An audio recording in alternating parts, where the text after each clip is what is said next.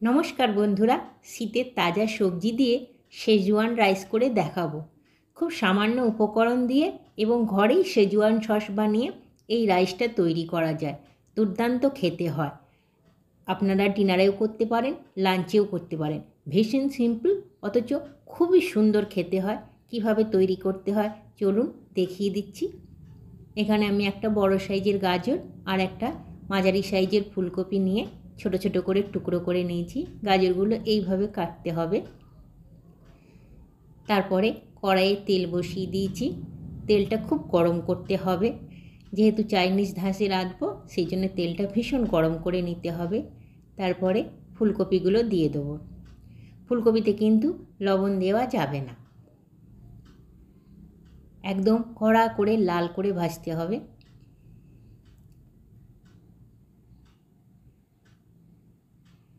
ফুলকপির জলেই ফুলকপিটা সেদ্ধ হয়ে যাবে।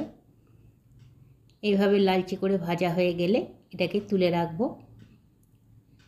এবারে গাজরগুলো ভাজবো। এখন অনেকটা তেল আছে, গাজরটা দিয়ে দিলাম। গাজরটা একটু শক্ত শক্তই রাখবো, খুব বেশি যাতে গলে না যায়। সবজিগুলো যাতে একটু শক্ত থাকে সেইভাবে ভাজতে হবে। খুব গলে গেলে কিন্তু ভাল লাগবে না, তাহলে রাইসটাও ঝরঝরে হবে না আর জিনিসটা ঠিক মিশে যাবে। গাজরটাও তুলে রাখলাম। এখনও কড়াইয়ে অল্প তেল আছে। তেলের মধ্যে এরপরে পেঁয়াজ দিয়ে দেবো।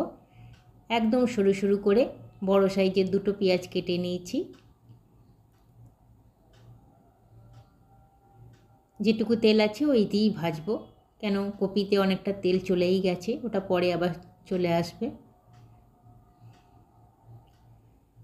পেঁয়াজটাও তুলে নিয়েছি, হালকা সতে করে নিয়েছি। সবজিগুলো তুলে রাখছি। এরপরে কড়াইয়ে আর একটু তেল দেবো। এবার শেজওয়ান সসটা বানাতে হবে।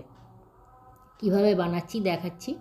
এখানে মোটামুটি 20টা মতন রসুনের কোয়া ছাড়িয়ে নিয়েছি। এটাকে প্রথমে দিয়ে দেবো। এটাকে লাল করে ভাজতে হবে, রসুন ভাজার গন্ধ বেরোনো অবধি ভাজতে হবে।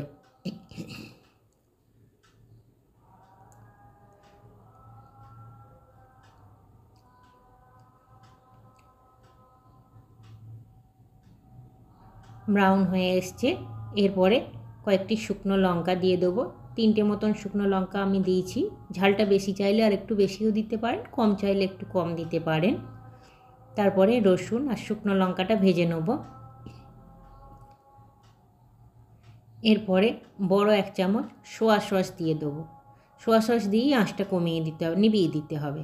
একদম সোয়া সস দিয়েই আঁচটা নিভিয়ে দিতে হবে। এই গরমেই এটা ভাজা হবে, যে গরমটা আছে ওতে হবে। তারপরে এটাকে ঠান্ডা করে পেস্ট করতে হবে। এটাই আমার শেজওয়ান সস। পুরো সসটা মিশে গেল, দেখুন সোয়া সসটা মিশে একটা সুন্দর গন্ধ বেরোচ্ছে রসুনের সঙ্গে। এটা সাইড করে একটু ঠান্ডা করে নেব, তারপরে মিক্সিতে পেস্ট করে নেব। মোটামুটি সব কিছুই রেডি হয়ে গেছে। সবজিগুলো আছে, সসটা পেস্ট করে নিয়েছি, শেজওয়ান সসটা। এরপরে চালটা দেখাচ্ছি। 3 কাপ চাল নেব।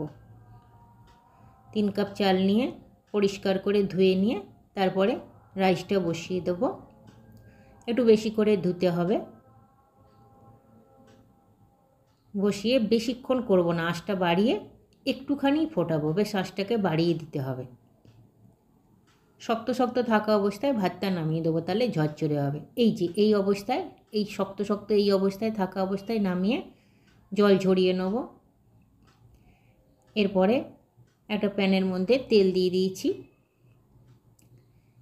একটা শুকনো লঙ্কা দিয়ে দিলাম, একটা সেন্ট আসবে বলে। তারপরে ভাতটাকে 2 ভাগে ভাগ করে নিয়েছি। প্রথম ভাগের ভাতটা একটু নুনটা মিশিয়ে দিলাম।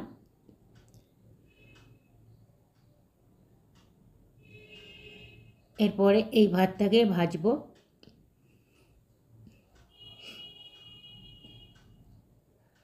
কড়াইটা বেশ গরম হয়ে গেছে, এবার ভাতটা দিয়ে দিচ্ছি। শুকনো লঙ্কাটাও ভাজা হয়ে গেছে।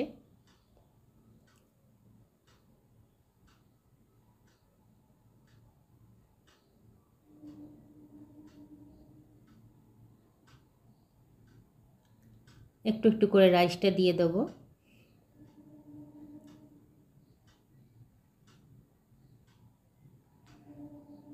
রাইসটা এরপরে নাড়াচাড়া করছি। যেহেতু বেশ শক্ত করে নামিয়েছি ওই জন্য রাইসটা ভাঙেনি কো।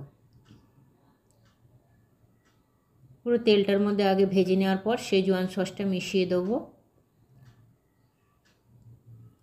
শেজওয়ান সসটাও হালকা করে মাখিয়ে নেব।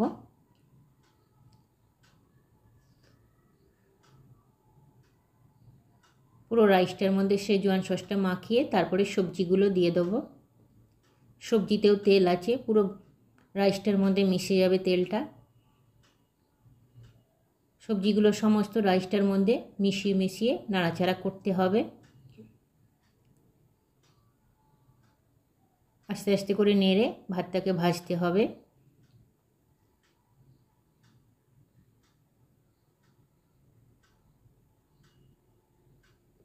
এরপরে আর এক প্লেট রাইস আছে, এটা এরপরে মেশাবো। আগে এটা মিশিয়ে নেবো, তাহলে দুটোতে সমানভাবে মিশতে পারবে। এই রাইসটাতেও একটু লবণ দিয়ে নিলাম।